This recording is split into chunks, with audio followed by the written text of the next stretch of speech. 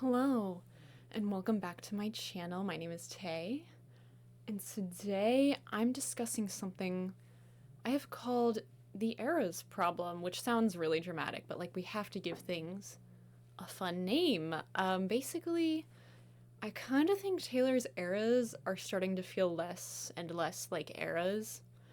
And I think there's a few reasons for this. The obvious is like she has 12 albums, so obviously there's gonna be like ideas and songs that sound similar, but I also think she's gotten, I don't know if I want to say lazy about her eras, but like she doesn't really seem interested in doing album rollouts and like lead singles and all that jazz anymore, you know. I think she is going to continue like making music and releasing it as much as she wants, but I don't know if she really wants to like curate eras anymore.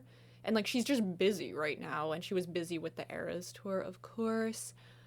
And I know some people don't have like issue with this. Some people just want the music, but I personally think it's important because like stuff like the album rollout, it just builds up excitement and kind of like, you know, it creates a start of an era where it builds up to the release, and then after the release, you know, when we get more singles and music videos, it just prolongs the life of the era and makes it feel like a period of time instead of like a little blip. Like the Life of a Showgirl release, I feel like there was no buildup. It was like, you know, New Heights podcast, super exciting. And then it just kind of flatlined, and it was like, okay, album variants if you care. And then like the release came, and that was super exciting. But I feel like I forgot about The Life of a Showgirl every week because not much was happening in terms of the album rollout. So the point I'm getting at is I just think her new music is starting to feel too derivative of previous albums and eras, and I think the rollout and visuals for her new eras have just gotten weaker. And Tortured Poets, she was on tour, so that one gets a pass. I think The Life of a Showgirl is really where I'm like starting to see this as an issue.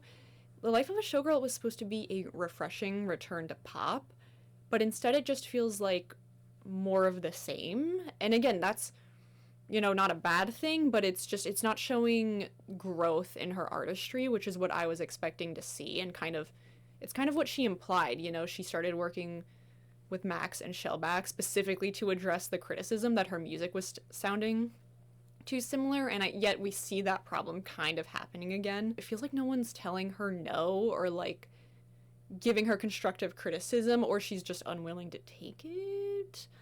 That's just how it seems. But anyway, we could take this issue as far back as Lover, because I feel like that's kind of where the train derailed. Like Lover is still a very concrete era, but parts of it were kind of lazy. Like it was bright colors and butterflies and rainbows for the sake of a dramatic tone shift between Reputation and Lover. I just think it kind of showed creative decline from Taylor, and many people agreed. And I think this era made her afraid and unwilling to do proper album rollouts ever again, especially because Folklore and Evermore, which had no album rollouts, were extremely successful. But despite the lack of visuals and music videos during Folklore and Evermore, they still feel like concrete eras. And maybe that's because of COVID, like we were all stuck inside listening to these albums over and over again.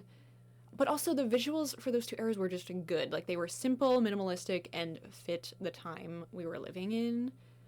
And obviously next comes the re-records, but those are not really what I'm interested in because like obviously those are going to be derivative of previous eras because they are meant to mimic the original era. What I want to discuss is Midnight's, Tortured Poets, and The Life of a Showgirl, because these three albums are kind of showing what I am taking issue with. And again, I'm not saying like it's this massive issue. I'm saying there are points in each of these three albums where like this problem arises. And there are two versions of what I'm describing. There's like thematic ties to previous eras in songs, and other times it's like songs literally sounding like they belong to a past album. So yeah, Midnights is where this truly begins because it was advertised as 13 Sleepless Nights and like a journey back through the previous eras. So in this case, it is intentional, so I can't really criticize it too much. You know, Maroon felt like a callback to Red. Midnight Rain, people speculated, was about like Taylor Lautner or Tom Hiddleston.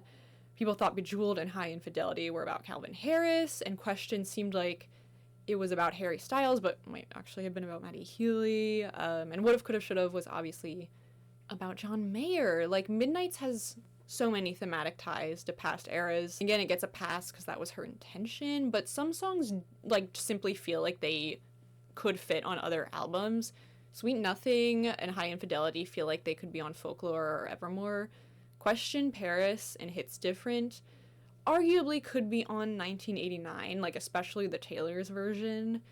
And Vigilante, like, is very rep-coded, and it's like, are songs where she's playing a villain automatically Reputation songs? No, but kind of yes, because that is the villain era. And again, that's like part of this like era's problem that I'm describing, or like any love songs are automatically like, oh, that's a lover song, but like not necessarily. And so yeah, I admit there's like a lot of nuance to it, and it's kind of hard because like there's not one thing I can point to and be like, this is what I'm having issue with. It's like a number of things across multiple albums. But anyway, let's talk about Tortured Poets. So Thank You, Amy, and Cassandra are obviously about the cancellation, which are pretty much the only thematic ties that dip into past eras. And like, again, this is where it gets really dicey because I draw a lot of parallels between Tortured Poets songs and like songs from past albums. And it's like, how much of that is just me thinking this and how much of it is like a sentiment across the fan base. But like Fresh Out the Slammer, I think could be a Folklore song. It reminds me so much of Cardigan, and Who's Afraid is like, again, giving Reputation because she's playing the villain. LML feels very reminiscent of Folklore and Evermore, largely because of the writing, but also like the production is more natural compared to like the synth-heavy songs on Tortured Poets. I'm Gonna Get You Back, production-wise, I really think could go on Reputation. And the vocals just remind me of Dress, so that one, like, to me is so Reputation. The Albatross is nearly identical to Willow, and Cassandra is almost identical to Mad Woman. There's also a case to be made for I Hate It Here as a Folklore song. And Chloe or Sam or Sophia or Marcus literally has, like, the piano notes from the end of Champagne Problems, so it's like, does that make it an Evermore song? Like, maybe, maybe not. But in general, a lot of the anthology songs remind me of Folklore and Evermore, and it's like, okay, there's a lot of sad songs produced by Jack Antonoff and Aaron Dessner.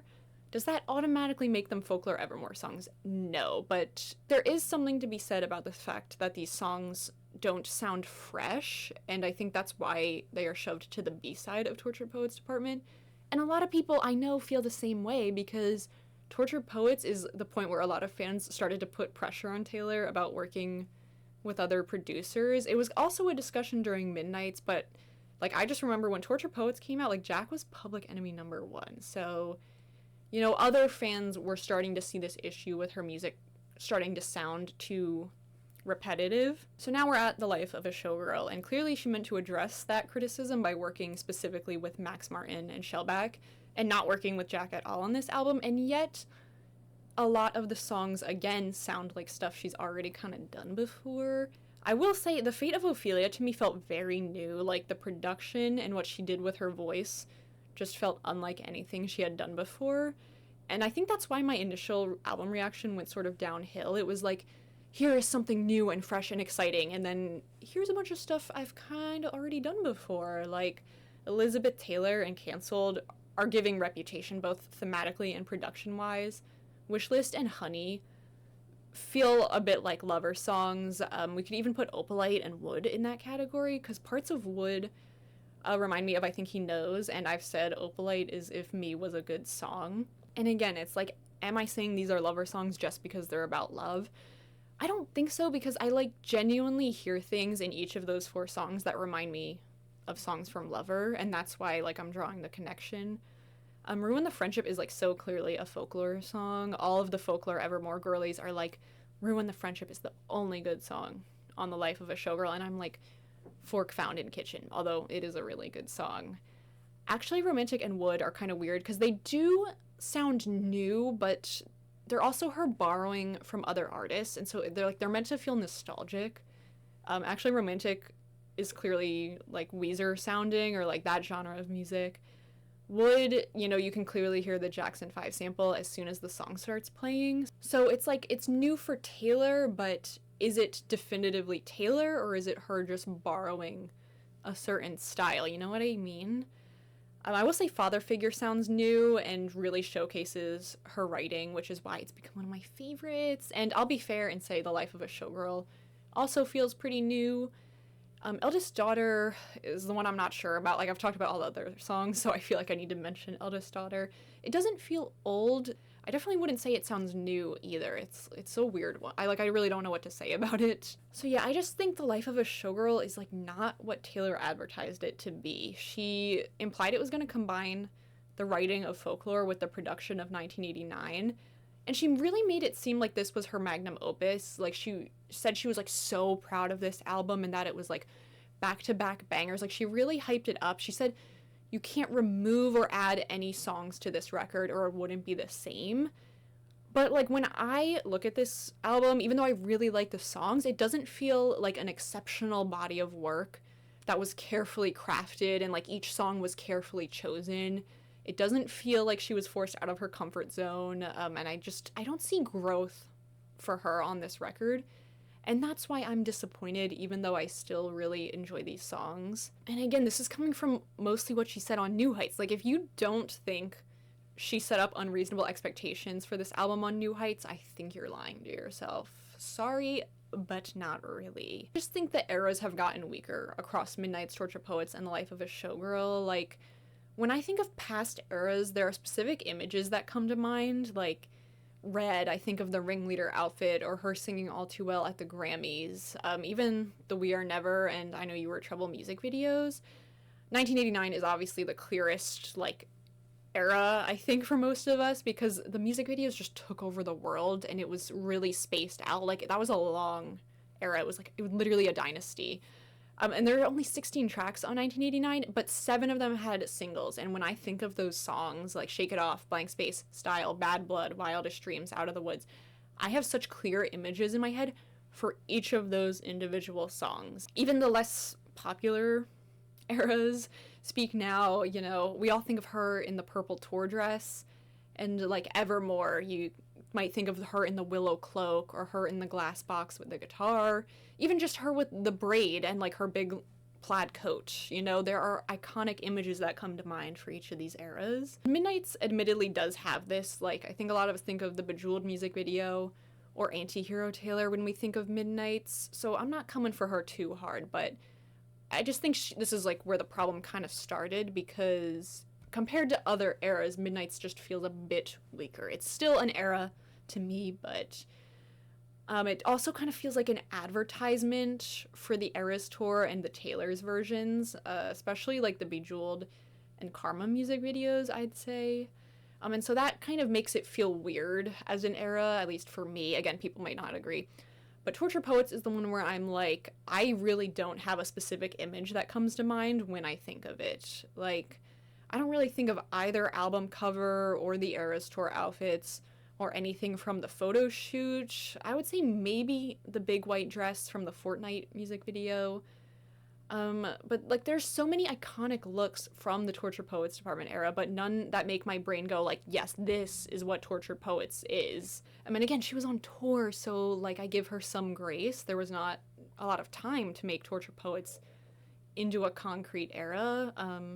But I will say, like, this past year, in between like the end of the Eras tour and the start of The Life of a Showgirl, I was expecting her to like do a bit more with Tortured Poets, and again, like, she deserved a break, so I'm not like sitting here like, get back to work, but I expected like one more music video or something. And then The Life of a Showgirl, like, she did have the time to make this a really big era, and yet like, I have the same issue where I don't have any strong images in my brain of what this era is. Like, there's so many iconic looks from the album variant covers and the music video, but none that I like will look at and be like, this is like that moment from the Showgirl era. And also, the album cover variants are kind of contributing to this problem. Her album covers before Midnight's were really memorable, and her last 3 just feel very half-baked. And like, she doesn't have to commit to one image anymore, and other creators have like been talking about this too. So I have to think it's not just me feeling this way about like the visuals becoming weaker. I just think Taylor's eras are becoming less and less iconic, I guess. And her music is not showing much growth of her artistry. And for some fans, this is a non-issue. You know, they're like, I'll take whatever she gives me. I don't really care. But me personally, I am just starting to get disappointed because I really, part of the reason I like Taylor so much is because of the eras and how she like world builds an album basically. And I'm not demanding she like reinvent herself. Even similar eras like Fearless, Speak Now, and Folklore and Evermore are able to be distinguished from one another.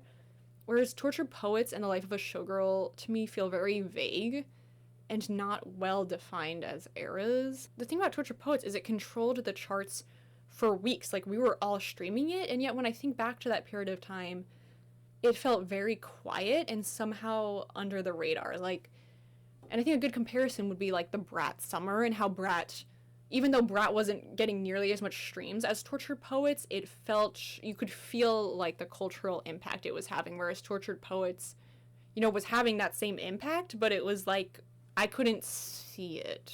I just didn't really feel it that same way. Like, I don't know. And I'm not even a Charlie stan, so I wasn't like super into the Brat Summer thing, but it was like, oh, this was like a really cool moment in time. Whereas with Torture Poets, I'm like, did I feel that same way? But anyways, I think this might happen again with The Life of a Showgirl, where it like dominates the charts, but when I look back on this period of time, I'm gonna be like, what was The Life of a Showgirl as an era?